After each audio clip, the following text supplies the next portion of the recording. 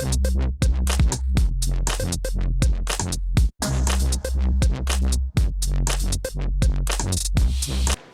up here talking about babies falling out of the vagina. Glad my ex-wife and I paid extra to have somebody catch them. That's pretty bad. So, my name's Barton James, and I'm divorced. Sounds like a lot of people are getting divorced. It's sad. I know when a girl's going to get divorced when she starts responding to my Facebook messages. I live alone a lot, right? I get lonely. I just got a dog. It's, well, not really my dog. I'm holding him for a friend. I'm not really a friend. Just somebody in my neighborhood that lost their dog and posted a reward for him. You know, you're looking at me like, why's this guy holding a dog? Why doesn't he just return him? I have my reasons. I'm not a bad person. I'm feeding him. Sometimes. You know, it's just not worth my time to contact you for $30. You know what? Griffin will remain in my possession until you increase that reward and prove that he's worth more than a dinner out with your wife. So I'm a parent. I have 2 boys. They're 7 and 5. They're everything to me. But they get older, and it gets sad. They start to lose their innocence, and you just have to stop doing things with them. A little while ago, I took the last bath I'll ever take with my boys. My 6-year-old at the time looked down at me and said, "Dad, you have the biggest pee in the world." I said, "Whoa, hold on. 3 things. First of all, God damn it, I love you, son. Second of all, we are done taking baths together. It just got weird. Last, it's not true. He's 6, right? He doesn't know what a big pee is. He's only seen a few. Just some kids at daycare, and most likely his stepdads.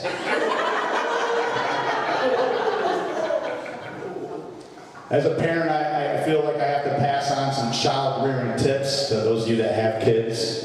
Maybe some of you in the audience that might be wanting to have kids in the future. Like, don't feed your kids candy after 9 because they won't go to sleep. And, if your kid is itching his butt and you want him to stop, don't tell him that buttholes have teeth. My 5-year-old thinks there's a monster in his butt. And I have to check it every night before bed. With a flashlight in my fingers. I'm just kidding. I don't use a flashlight. What kind of a monster do you think that's? A bad choice of words. What kind of asshole do I look like? That's not good either. I'm just looking for monsters. Butt cheek von Stinkerbrains. He named the butthole monster. It's alright. Well, I'm 41 years old. I feel good though. After all, 41 is the new 21. Thanks to Botox and Facebook filters. My God. Women, ladies, what are we doing with these eyebrows? They look beautiful from afar. These beautifully manicured, blocky eyebrows. But when you get closer, you realize that some of y'all are turning into Angry Birds.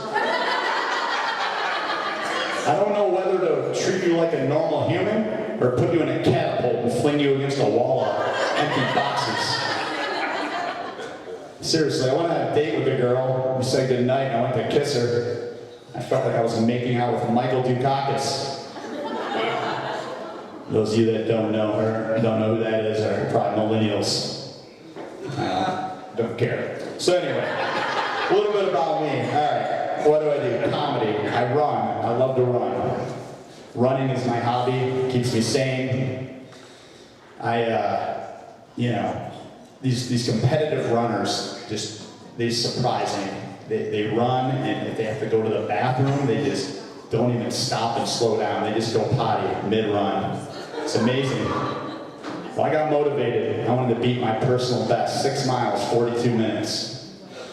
I was out there going for a run, and it's just about done. I had to go potty, number 2.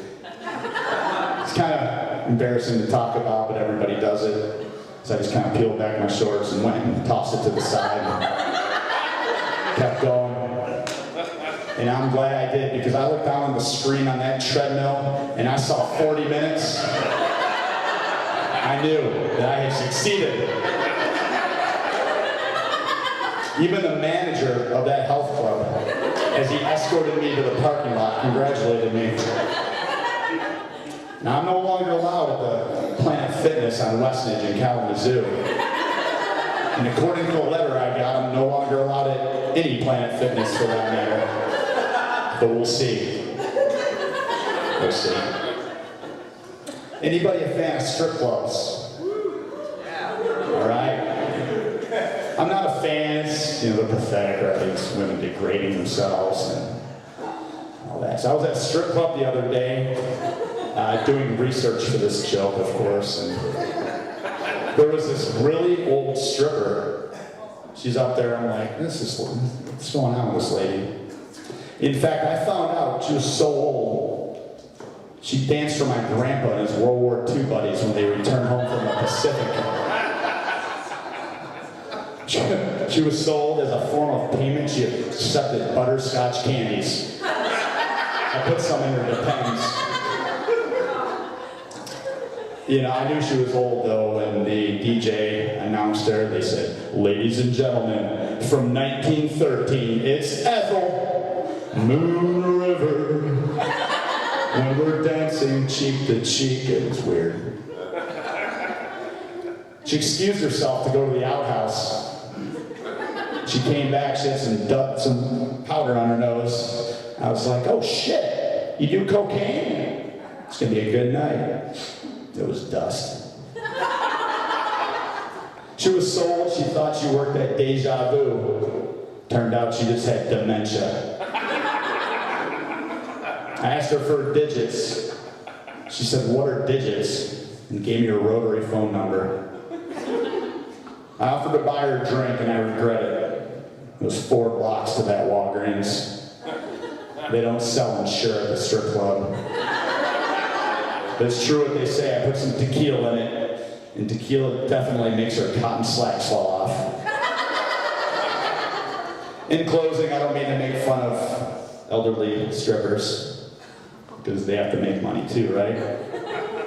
In fact, I've started a GoFundMe to build a retirement home for strippers called The Final Stage, where strippers go to die. To that glittery pole in the sky. But if you go, bring the butterscotch candies.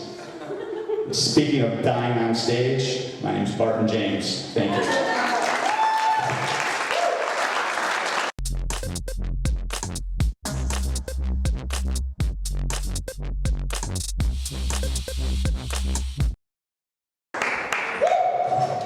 Keep going for Brian, everybody.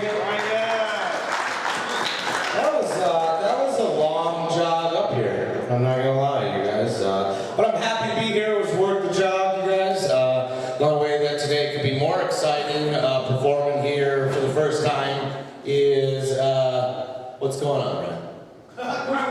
Let's get our shit together. I don't know if you know this, but I'm in a fucking contest right now, so let's get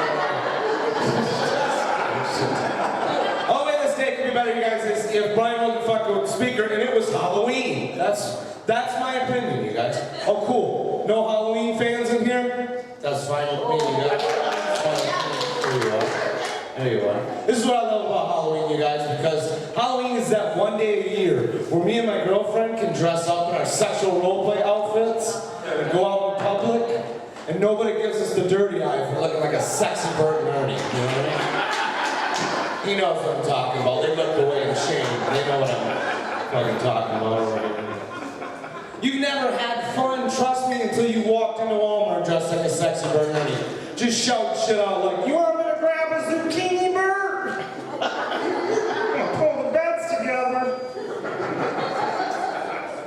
That was my favorite show growing up, you guys. That was my favorite, my girlfriend's favorite joke right there. I only tell it when she's not with me because it is her favorite joke.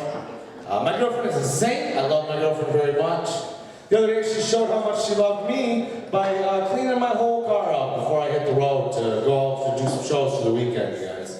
And she put a full-size, like, garage garbage can equipped with a bag in my back seat when she was done.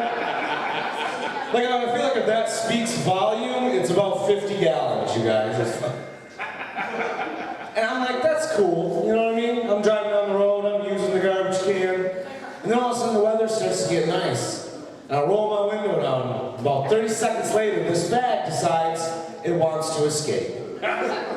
It jumps up out of the garbage can, but does not let go because it is fastened to the top of the garbage can. So instead of going out of the window, it wraps my face. This is a moment where most people would be like, oh my God, they freak out, try to get the bag off, think they're gonna die. I was just sitting there like, well, this seems right. This is how I pictured it, you guys. Nothing fancy, not skydiving, just bag face on the side of the highway. Some old couple pulls up, you know, and the lady's walking up like, well, God dang, I can't believe he put a bag on his face like that. And the husband's just like, well, God dang, I can't believe he's dressed like a sexy Ernie with no goddamn bird. That's weird as shit right there. That is weird, you guys. One perk to doing stand-up comedy, I get to travel a lot, and I've come to the conclusion that the Midwest is chock full of weird and frustrating people. Yeah, can some of you guys agree with me here? And I feel like if you don't agree with me, chances are you're a weird or frustrating person. That is my opinion, you guys. I got the joy of meeting a weird and frustrating person over in Wisconsin a couple weeks ago. I was doing a show, I get done with the show, I'm standing at the back of the club and I'm holding my joke book and I'm just kind of telling people like, thanks for coming out, thanks for coming out. And all of a sudden this guy walks up to me and he's like a middle-aged white guy. They all are, right? And he comes up to me and he goes, hey man, you were really funny tonight. And I agree with him, I was killing that night like I'm gonna tonight. And I said, oh thanks man, I'm glad you enjoyed the show. And he goes, hey man, you care if I tell you a joke? And I was like, yeah, sure, man, I'd love to hear your joke. Oh boy, do I regret that statement, you guys. Because he goes, all right, man, he goes, you like cats? I go, yeah, I like cats. And he knocks my joke book out of my fucking hand. I go, what did you do that for, dude? And he goes, you don't get it, do you? I go, don't get what? He goes, I asked you if you like cats. Cats like to knock stuff over. So I knocked your joke book out of your hands. You see what I did there? I was like, yeah, I see that you're a dickhole. That's what I see. And now you can pick my joke book up there, Garfield. Before I turn this into a Monday in the Dells, motherfucker. Yes, he bent over, he was nice in this aspect. He grabbed my joke book and he was saying sorry. And as he was coming back up, I was like, hey man, you like llamas? When he got back up, we locked eyes. He was like, yeah, I like llamas, they're pretty cool. And I spit in his fucking face. So that's what you get for acting like a goddamn cat, motherfucker. I don't know, there's weird people even where I live. I took a weekend off not too long ago, and I pulled up to Lowe's in my hometown of Muskegon. And I won woo. That's about the right response, you guys. The rest of you have been there, this guy's like, don't know where it is, but sounds fun. No, I pulled up into Lowe's, I'm like, I want to do some projects around the house, you know what I mean, I'll get some supplies. And I stopped at Taco Bell right before. So I'm sitting in the parking lot, eating my Taco Bell, I got the window down, and all of a sudden, out of nowhere, this guy that works at Lowe's, he's like pushing carts around, he goes like this, then he walks up to my table, he walks up to my car and he puts his head in the window and he goes, hey man, you trying to buy some weed? I was like, no, I'm actually here to buy some 2x4s. They got fucking weed in here now? Just by chance, what aisle is that? Like, that would save a trip later. Fucking awesome. Maybe I'm the weird one is what I think sometimes, you guys. Wedding season. season's here now, you know, and I hate wedding season because it's like you gotta get into the small talk and shit. So I decided when I was at a wedding, you know, a couple of weeks ago, I'm like, I'm gonna throw a curveball at this wedding. When someone comes up and says, hey, what are you doing? I'm not gonna be like, oh, could be worse, you know? I'm gonna say something fun, you know? So all of a sudden I get to the wedding and my cousin walks up and he does exactly like I think. He goes, hey, Tim, how's it been going? And I go, oh shit, you haven't heard yet, have you? And he goes, no, heard what? I go, dude, a couple of weeks ago, ended up winning 500 grand at the fucking casino, right? Went out the next day, bought a Ferrari and a shit ton of cocaine, right? And the same night, I'm doing 95 down the highway, see a squirrel run out onto the road. I swerve to miss the squirrel, roll the fucking Ferrari. There's goddamn cocaine in a suitcase, pops out of my truck, opens up midair, and all of a sudden turns this section of the highway into a narcotic snow globe. My cousin Anthony goes, holy shit. I go, dude, then I finally get out of the car and do what any sane man would before the cops get there. I start doing as many bumps off the highway as I possibly can. Look up, there's the squirrel, nose deep in a pile of powder. He runs back out onto the road, jacks a truck with a fucking knife. We end up in Mexico a day later on the lam. Best part of the story, my cousin Anthony goes, holy shit, dude, why didn't you bring the squirrel to the party? I've been Tim, you guys have been great.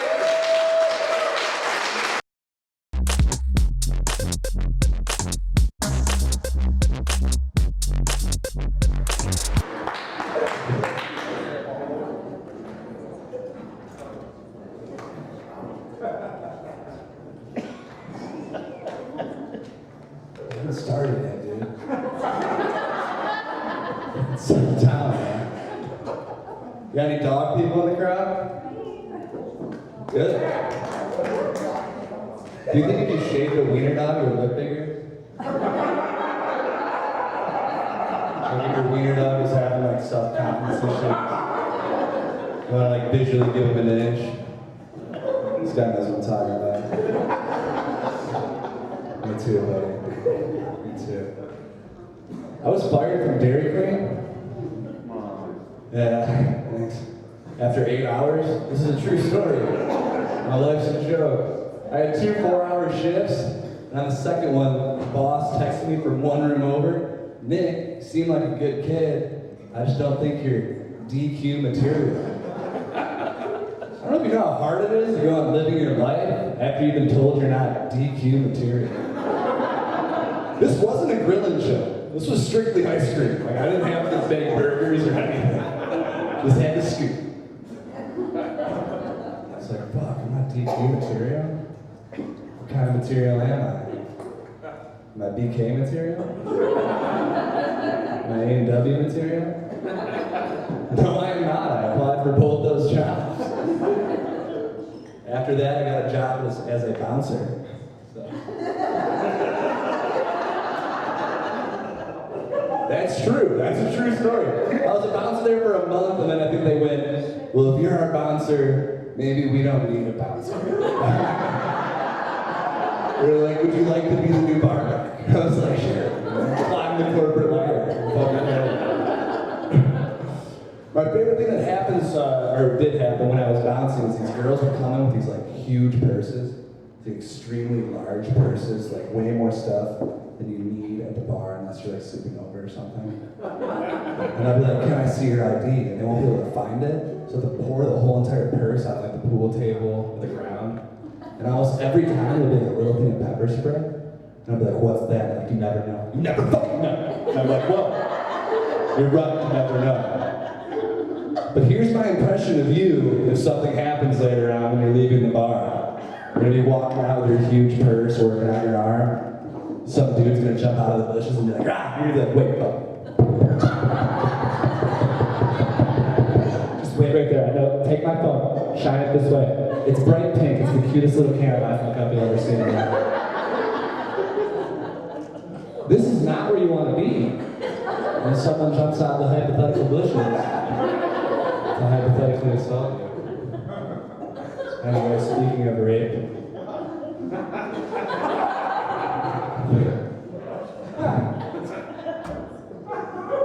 I don't get why people make such a big deal about dropping the soap in prison. It's not that hard to pick up soap. You know what's hard? Having sex in the shower. Water's horrible lubricant, floor's slippery, you can't get the right angle. I don't want to pass judgment on anyone, but I feel like if that were going to happen to you, you kind of have to be like, hey everybody, I'm about to drop the soap. Oh, God. It's so slippery. It's like the slipperiest soap I've ever dealt with in my life. Who can see someone? Who's the Sherlock Holmes that can see someone drop the soap, get a boner, and then get over to that fence? Or just don't pick up the soap. Is that an unwritten rule? You see what Nick did in the shower today? Like, what? Drop the soap. Then what? He just didn't pick it up. Fuck, never thought of that. No, you'd have to be like Sherlock Holmes, you'd be like, he dropped the soap. Boner. Soap still dropping. Still dropping. I'll let you guys figure out the rest. But the thing that blows my mind the most is that means there's someone in prison that's taking a shower and he's like, I just dropped the soap. I do not want to get raped right now. But prison's so dirty. I need to be clean. It's worth it. Switch gears. I was hanging out with my dad and a couple of his buddies the other day. His buddies are a little bit older than him. And I had a rainbow t-shirt on. My dad's friend comes up to me and goes, you know, Nick, I don't hate gay people. And I'm like, okay. Please go on, you know? Also in the back of my head, does Josh think I'm gay? It's just a shirt. He's like, I don't hate gay people, I just hate that they stole the rainbow. And I was like, what the fuck do I say to that? So I just started agreeing with them. I'm like, yeah! And I was like, what are other things people ruin for everyone else? And I was like, yeah, gay people stole the rainbow. Kind of like how rapists ruined the van. He's like, yeah! I'm like, I know, I have a van. I cannot be myself in it. Can't rape at little kids or give them candy. I have so much candy to give. Adolf Hitler ruined the Charlie Chaplin mustache. Think Michael Jordan tried to bring it back. If he can't do it, I'd never fucking know. I got my hand stuck in a Chinese girl's vagina.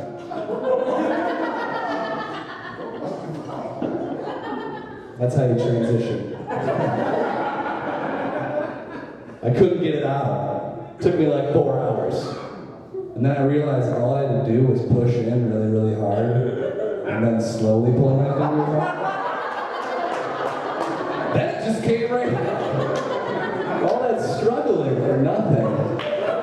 If you guys don't get that joke, I think if you play skee-ball out there, you might be able to buy one. I'm not sure.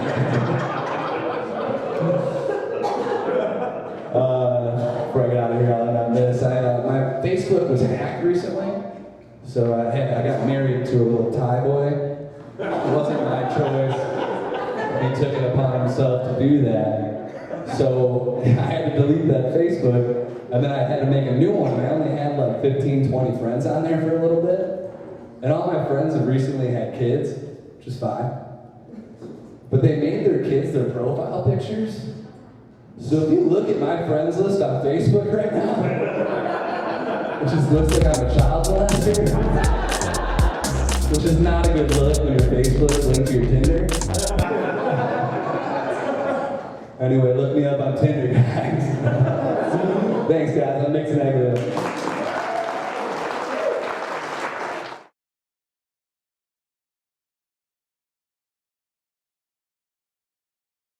I'm a vegan. You guys know about that shit? Vegan? Yeah. Thank you so much. Thank you for the round of applause. No, a lot of people who become vegan, that's like a stance they're taking. You know, it's like a firm choice. It's tough to be a vegan, you know. But I didn't realize I was vegan until about 5 days in. Somehow. Last Friday I was eating dinner and I was just like, shit, I've had nothing but rice and beans all week. I'm so broke, I'm vegan. Oh my God. That's crazy. It's like, I don't necessarily like love animals, you know, I just didn't finish college and cheese is expensive, so I'm a vegan now. That's how it works. It's crazy, it's like I'm so poor I'm better than all of you. Veganism is weird, I'm still figuring it out. But I think that's part of it. I don't know, rice and beans, that's my go-to vegan meal. It's my go-to broke meal. I know my favorite snack is vegan as well. Pills. No animal products, guys. You just munch on pills.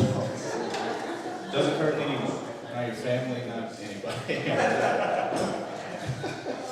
My favorite pill to snack on lately is Adderall. You guys know about this one? Adderall? Anybody heard of this one? It's like meth, but for kids, you know? It's cool. It's like we give it to children, and it's just speed. Anyway, it's an upper, right? Speed. Anyone who doesn't know what speed feels like, what an upper feels like, just imagine a pill that makes you go around your apartment for like 10 hours feeling like you're late for something. And that's like sort of it. But somehow it rules. I don't know, it's strange. It's a strange thing. You're just like freaking out, but you don't know why. You're like, somebody give me a jump rope and a typewriter, I'm about to figure something out. I got an idea. I don't know, you can crush up an Adderall and snort it, alright? And don't judge me when I say that, alright? That's just what my pharmacist told me. Pharmacist, I don't know if you guys know this, here's a little history lesson. Pharmacist is actually a Latin word, and it means guy that lives upstairs. So that's where I buy my books. From the pharmacist. Oh man, you guys got families? Just me? You guys? Families? A lot of families out there, probably, I'm assuming. I'm flailing at this one. No. No, I just went home recently to visit my family, and like, I don't hate them. You know, that's it. I don't hate my family. That's probably the best thing I can say. They're crazy though, you know. They're crazy. My uncle, I found out last time I was home, he recently built himself a bomb shelter out behind his house, like a fallout bunker, you know? I'm just like, dude, what is your obsession with being alive? I don't get it, you know? Like, what a concept. I thought about blowing my brains out last week. This guy wants to live through an apocalypse. What are you seeing? I don't get it, man. Bomb shelters are weird too because he built it himself, and that's just not how they work. Like if you're important enough that you need to survive, when shit hits the fan, it'll just like be there. It's like magic. There will be a bomb shelter for you. None of us are gonna have it, by the way. And I saw my grandparents while I was home. That was also fun. It was a lot of fun. My grandparents think I'm an idiot, you know, and I get it. I totally get it. It's my grandpa. This man, when he was 20 years old, when my grandpa was 20, he owned a home. He had a wife, and he had fought in a war. At 20. I'm 25. The other day, I hit a bong so hard my ears popped. We are living in different times, Grandpa. Times have changed.